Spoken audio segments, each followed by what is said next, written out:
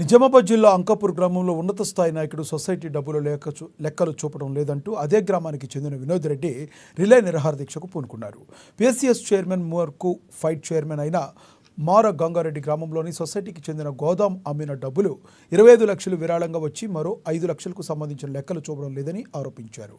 గత నెలలో 30 లక్షలకు సంబంధించిన లెక్కలు చూపాలని పిఎస్సిఎస్ సెక్రటరీకి లిఖితపూర్వకంగా ఫిర్యాదు చేశారు.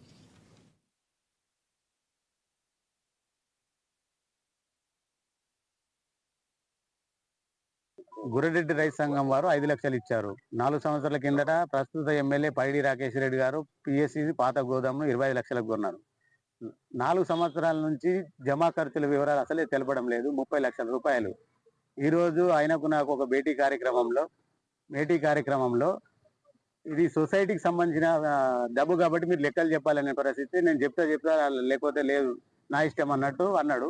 నేను మార గంగారెడ్డి పిఎస్సిఎస్ చైర్మన్ మరియు మార్కెట్ చైర్మన్ మార గంగారెడ్డి గారు ఆ విషయం మీద నాకు న్యాయం జరుగుతలేదు అని చెప్పి నేను ఈ రిలే నిరాదీక్షలో స్టార్ట్ చేశాను.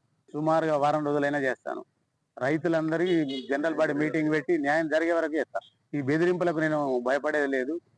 కళ్ళారా మీరు చూసిర్రు, ఒక వ్యక్తి వచ్చి ఇప్పుడు ఏ విధంగా బెదిరించాడు. ఆయననే ఇప్పుడు గ్రామాభివృద్ధి కమిటీ అధ్యక్షుడు, విడిసి చైర్మన్. గుర్రెడ్డి రైతు సంఘం వారు 5 లక్షలు ఇచ్చారు. 4 సంవత్సరాల కిందట ప్రస్తుత ఎమ్మెల్యే పైడి రాకేష్ రెడ్డి గారు పిఎస్సి పాత గోదామును 25 లక్షలకు కొన్నారు. 4 సంవత్సరాల నుంచి జమా ఖర్చుల వివరాలు అసలే తెలపడం లేదు. 30 లక్షల రూపాయలు. ఈరోజు ఆయనకు నాకు రంగారెడ్డి జిల్లా ఇబ్రహీంపట్నం పెద్ద చెరువులోకి